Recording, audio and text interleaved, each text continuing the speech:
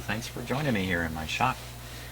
Today I'm going to be changing out a couple of what appear to be open resistors in the amplifier portion of the Zenith console receiver you see in front of you here. And so I've got a bunch of the resistors ready. Let's just take another look at which resistors these are and how I managed to find them. So I was doing tube voltage testing, just testing the pins on all the tubes in the amplifier. And when I got around to this spot here, I got 0 volts. And same thing going on down here. 0 volts. And in both cases I found this 68K resistor, these two in fact, to be open. Which is a bit of a mystery why that would be. But with these open, there's no B plus to this portion of the 12AX7. This portion of the tube, there's the other side of it over here.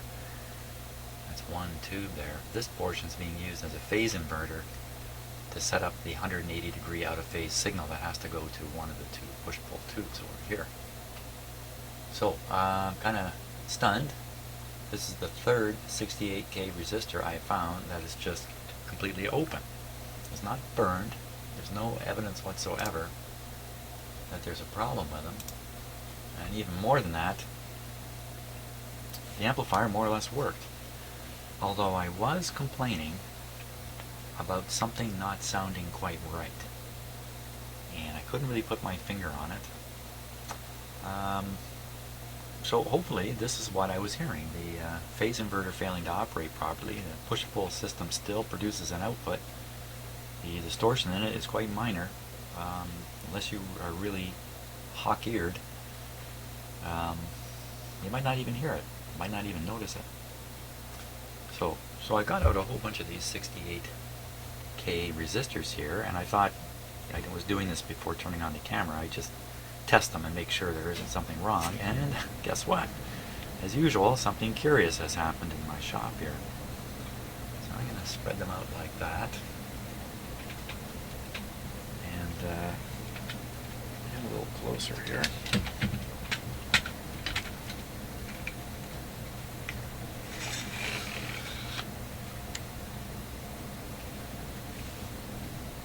Now,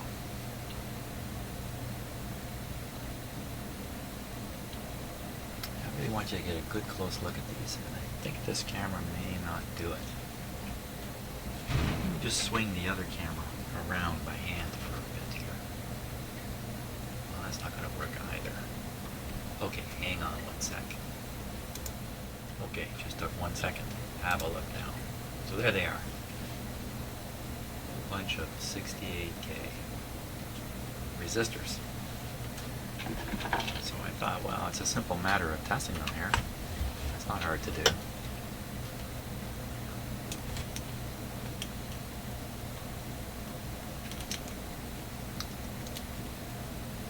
So I just started.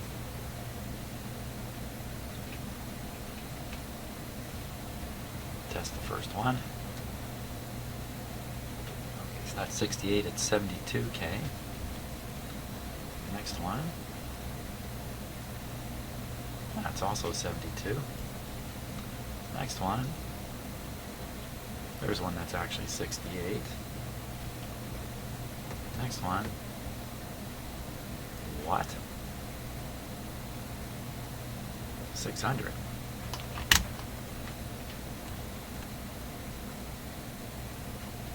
For 46. Next one. Another 600. Next one. Now, those of you who've done a lot of this kind of stuff, you already know what's happening. 70, which are close to 68. Next one, another 600.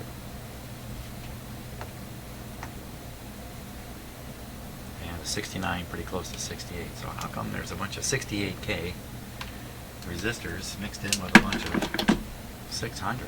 So we look more closely at them.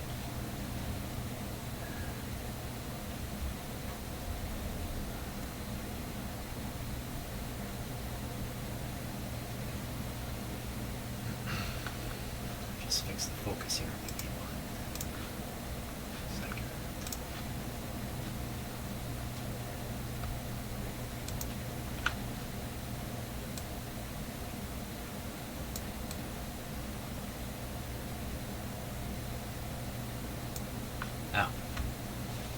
You look at those colored bands, and you know what? It's just a little better in the camera than it is with my eye. Can you see which ones are 68K and which ones are actually 680? Can you see the difference between the orange band and the brown band? So how easy would it have been for me, based on the way I store resistors, to grab a 680 ohm resistor out of this pile? Well, it was real easy, because that's what I did at first, and it's only because I kind of on a whim decided to test them, because I didn't suspect at all that what I thought was orange is actually brown. Let's see if I can really pick these apart. Put them right up against each other.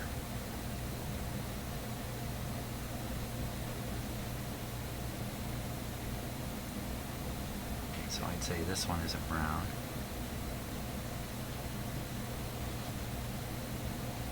A lot of older resistors that have taken some abuse in radios and that, the colors drift. I'd say this one looks a little different. I'd say this one looks a little different. But look what I've had to do to recognize the difference between them. So the lesson here to me is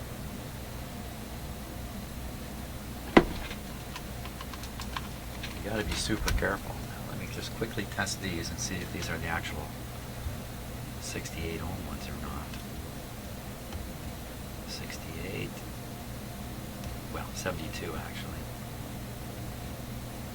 68, 70. Looks like I got it. Right, those are all these ones here. 600, 600. 600, so I was able to separate them, but boy, only with some really careful effort. So let that be a lesson to me, that's for sure. 268s.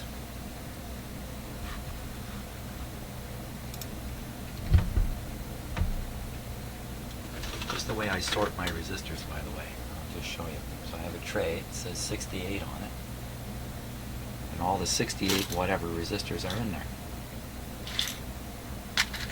So all I really need to do to find the resistor I want, if I know it's a 68, let's say a 680, I know the third band is brown, so I just have to look in here for a resistor with a brown third band.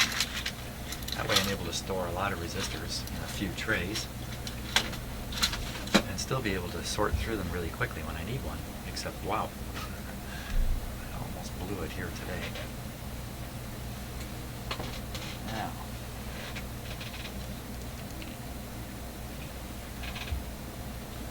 why would it be 68K resistors are failing in this receiver? And I've been pondering this question. I'm not sure there's any real answer to it. It's really kind of bizarre. There's nothing special about 68K resistors, as far as I know. So exactly why this has happened, I don't know. Resistors are not doing any particular duty, special duty.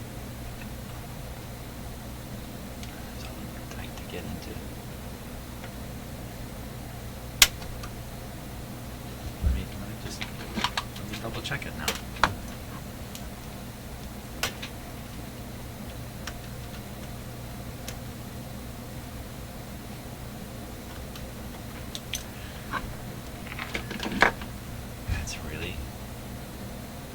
You know, I don't really know much about them. I don't know anything about the manufacturing process for resistors. So I shouldn't say that. I know one thing. The reason they're numbered the way they're numbered, 47, 68, all these odd numbers, is, I believe, so they can be manufactured, tested. During the test, they discover what the resistance is. No matter what the resistance is, it can fall into a category and range, like a 10% range, around that number, like 68 plus or minus 10%. So they don't have any resistors that come off the end of the assembly line that they can't categorize, that they can't sell. That gives the smallest number of categories.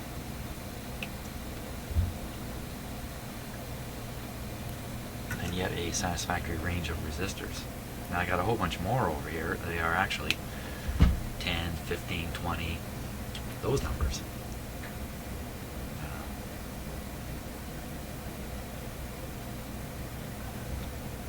So as usual, different things are done at different times.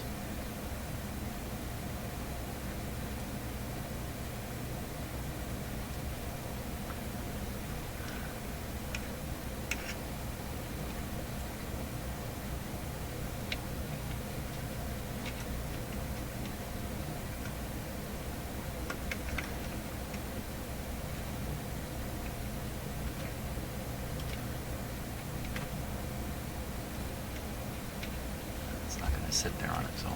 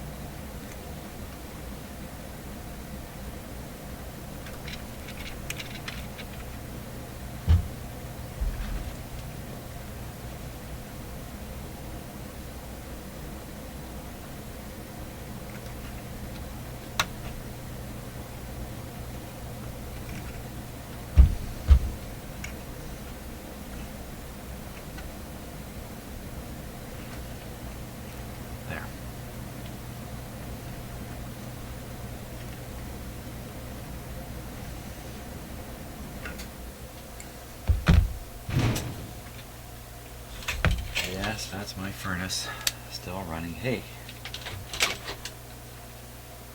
there's a chance I'm going to be in a new shop in a few months,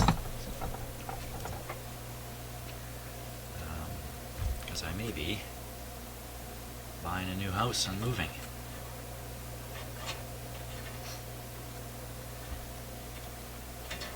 Well, I plan to buy a new house and I plan to move. It's just I have a house in view right now that may work out with a pretty nice spot for a shop, no longer tucked in behind a furnace.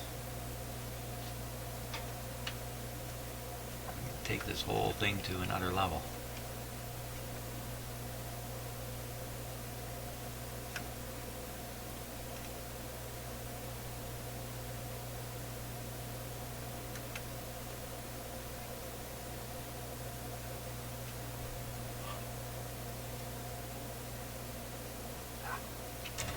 Soon.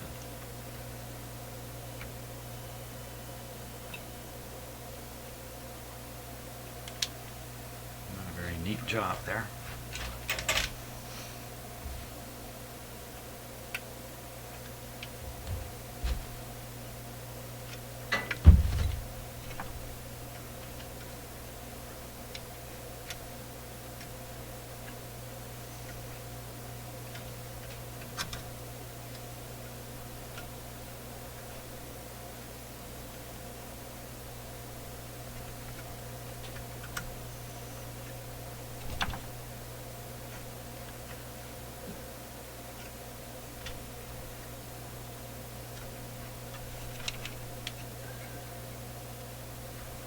So I wonder if anybody has a guess about why 68K resistors would be failing in here.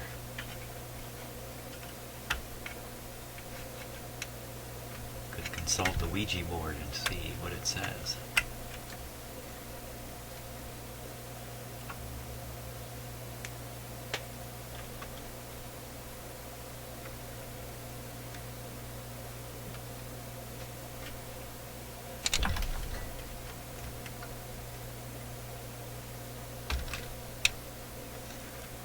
Just a little crowded here.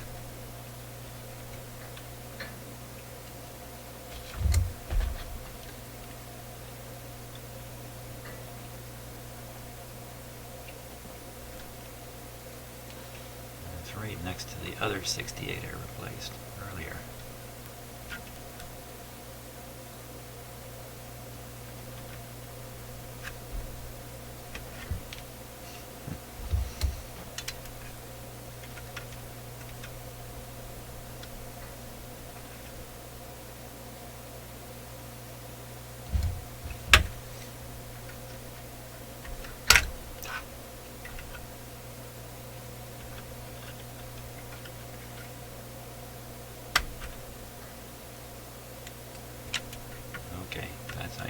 see about it. You can try that.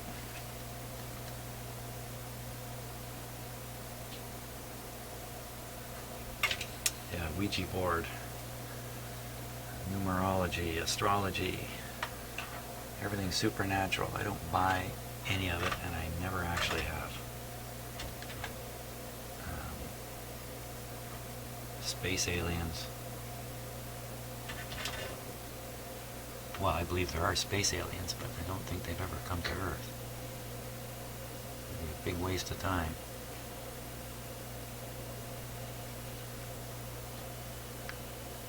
There has to be a lot more interesting places to go in this universe than here on this planet.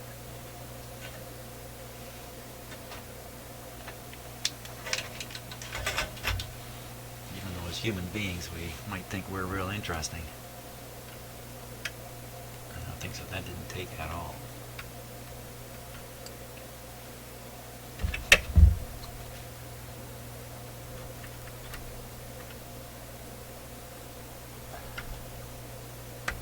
It was a late night radio show, very, very popular late night radio show.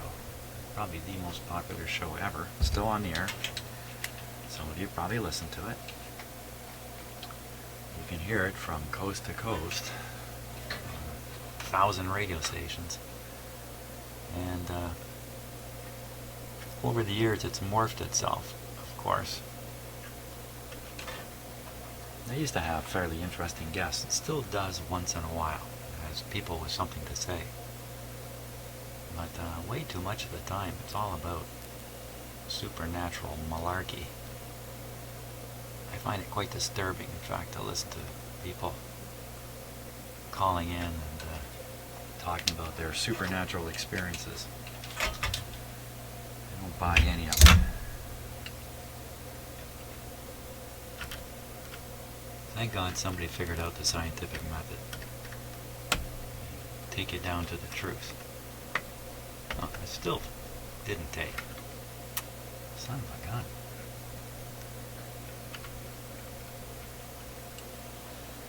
Must not be getting enough heat on the I'm not heating both wires up here properly. Good. My soldering iron get good and hot here. We'll blast it.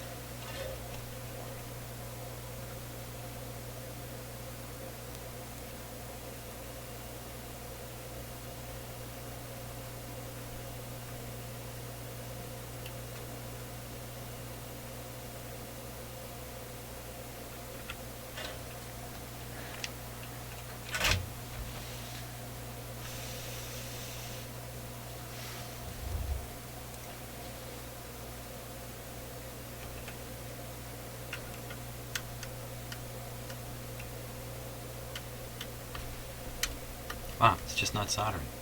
Now I'm in a real mess here.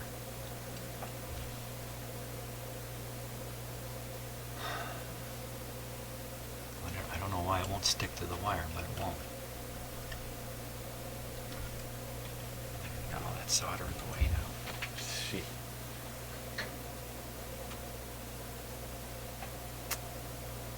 Holy smokes.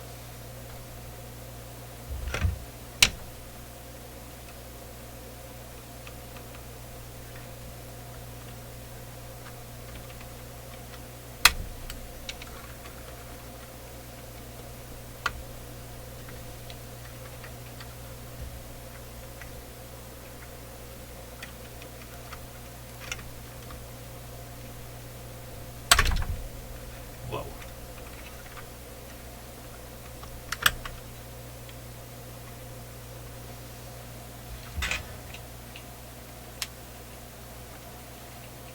So when I get comments on my videos about spooky voices and stuff like that in my shop, and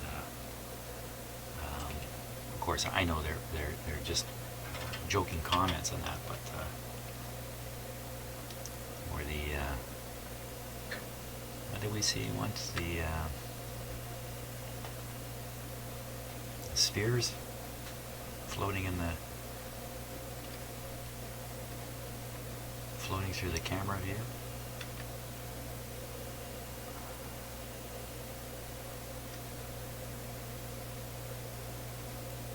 for a moment think it's anything other than just ordinary, everyday occurrences. Come on.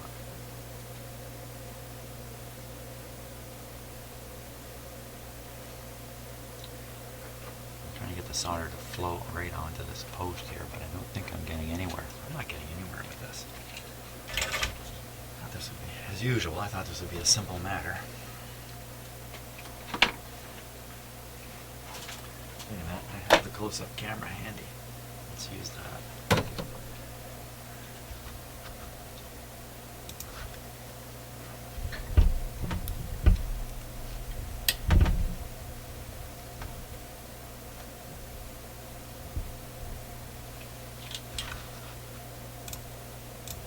Get a good look at what's going on here.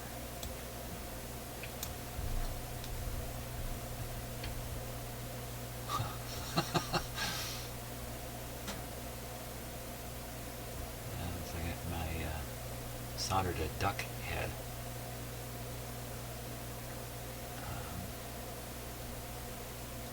See if I can get it down over that tail of wire that's in there.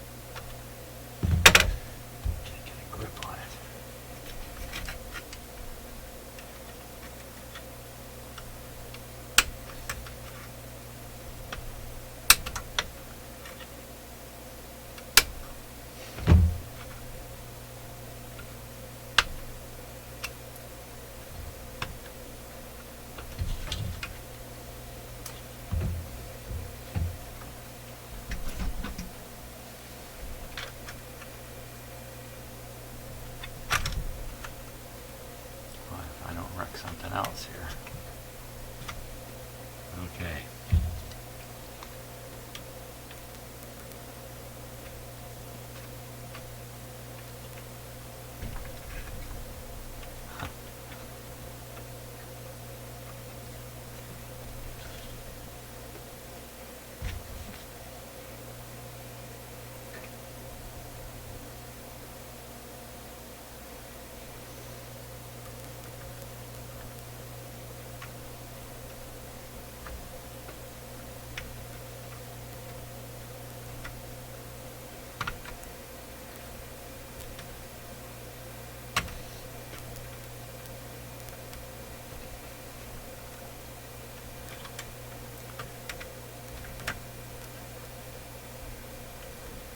That's got to be a little better.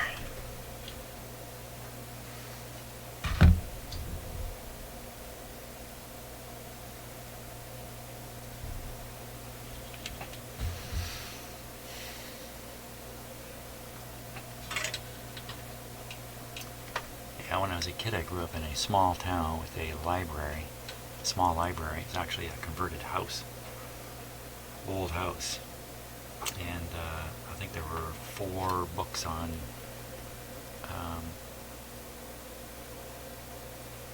aliens, you know, space aliens coming to Earth. All the classic photographs that had been collected to that time. This would be the late 60s, early 70s.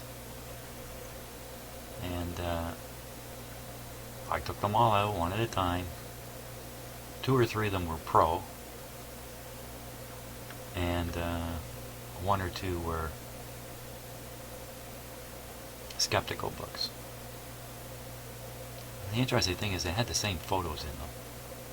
Now, one book was using the photos to prove they exist, and other books were using the same photos to prove they didn't exist. And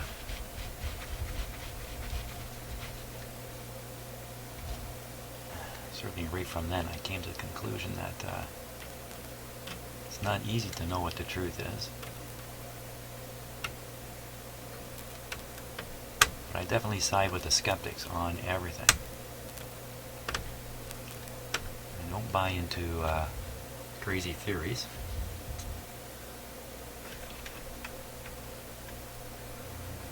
example would be all that 9/11, in my view, nonsense about what happened on 9/11. You know, the government took down the buildings, the planes were all that. Just complete utter nonsense. So I think it's a real sociology study as to why people begin to think that that might be true. It has a lot to do with just not trusting the authorities. And that whole thing enters into a gigantic discussion that I am not qualified to have.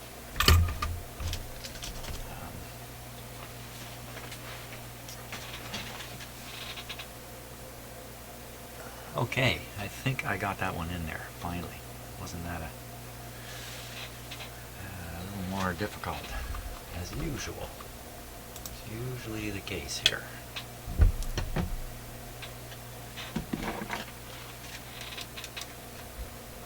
So let's just make sure I got the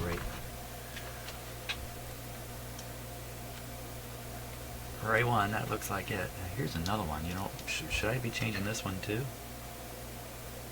78.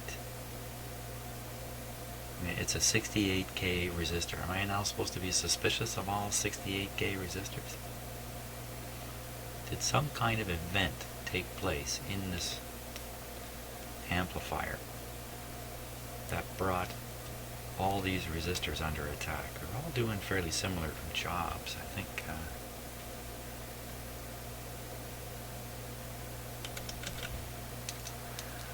I can't buy into that idea either.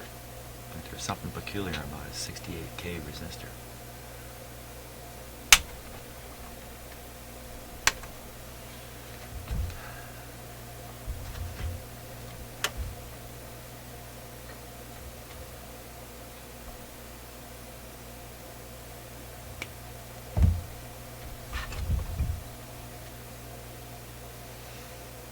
Now, I think on an earlier video I talked about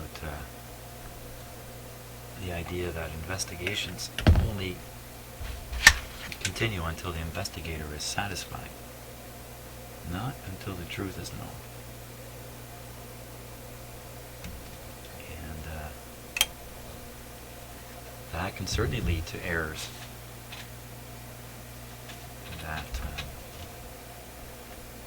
you see it all the time in the legal system. Getting the wrong person, that kind of stuff.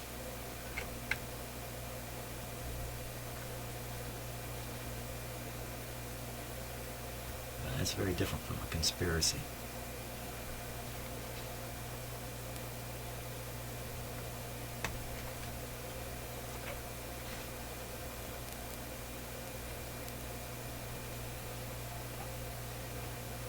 Actually, you know what? Come to think of it, I watched a Vice, I think it was Vice, documentary just the other night. And I'm sorry, I'm going to talk about another country, not the one I live in. And that would be, guess who? The United States. And the documentary was about all these armed militias that have developed in the last 4, 5, 6 years, or greatly expanded in the last 4, 5, 6 years. And of course they interviewed some of the people. These are not unintelligent people.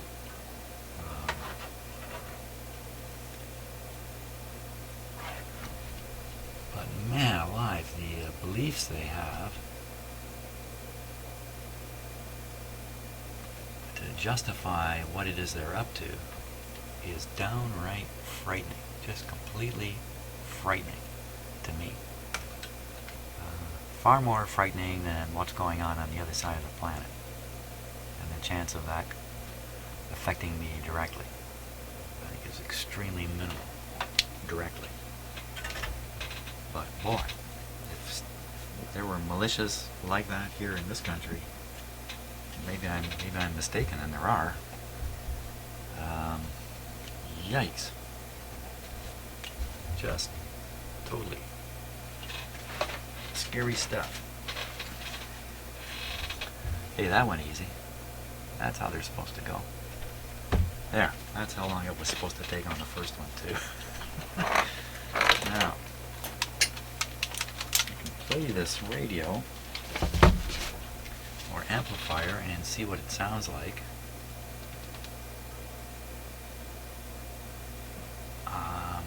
the other hand, yeah, I'm going to end up doing that. I have to turn it on anyway because I'm going to continue the voltage tests on the receiver.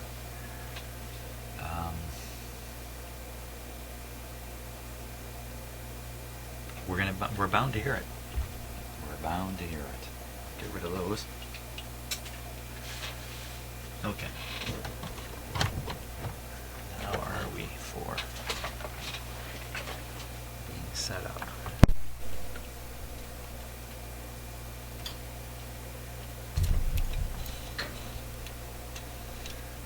Connect an outdoor antenna.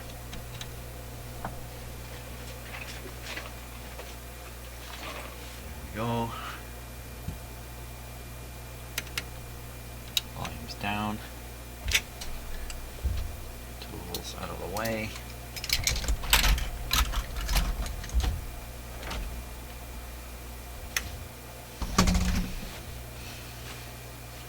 We're all set here. Eyeballs on the light bulbs.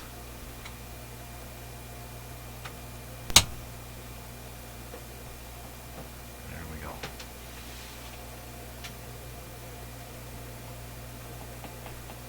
The weather is improving. Thank God. It's finally warming up. Supposed to go up to 20 degrees Celsius today in the area I live in, but I live very close to Lake Ontario. I live about 1,000 meters or 1,000 yards from Lake Ontario. Lake Ontario is a big body of cold water this time of year, and it's going to keep the temperature around my house depressed well into the summer. So I wouldn't expect it to get really even to 10 degrees here, while just another couple of kilometers north, even just 1 kilometer north, the temperature can be 10 degrees warmer.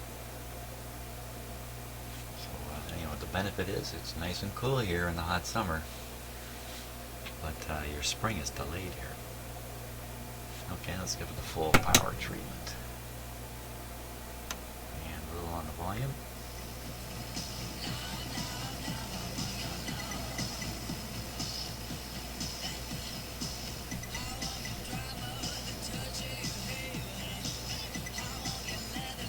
Kissing the saying, oh, why you love.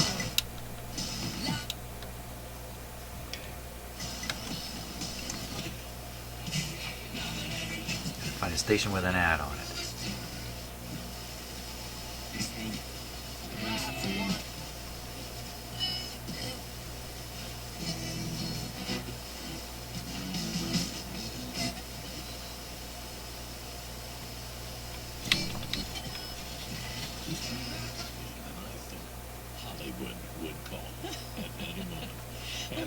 It's a great job to have because you can then work during school and law school. And but you didn't, it wasn't a true crime. I mean, where did your interest in true crime come from? Oh, fantastic. With a starting point like yes, that?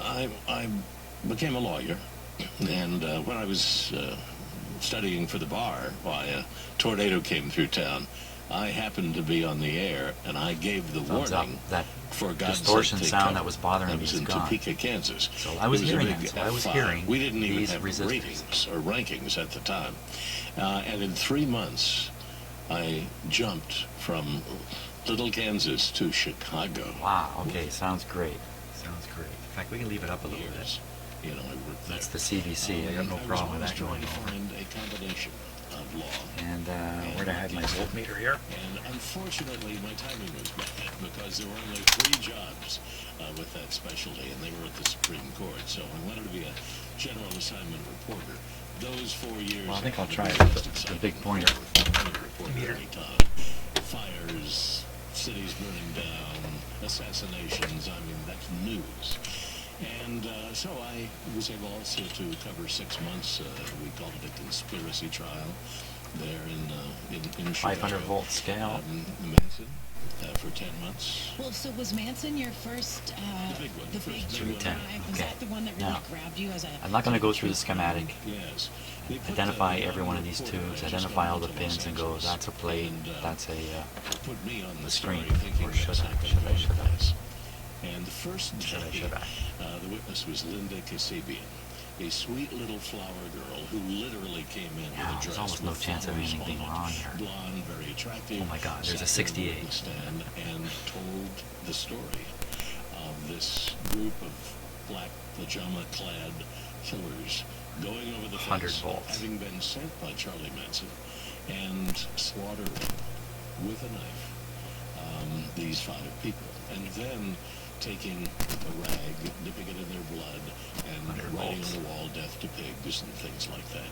It took 10 months to roll out the prosecution's theory, to convince them that even though Charlie was never at the scene, he directed essentially zombie-like people who had gotten that way with I a gotta set something up combination on the of video here. drugs.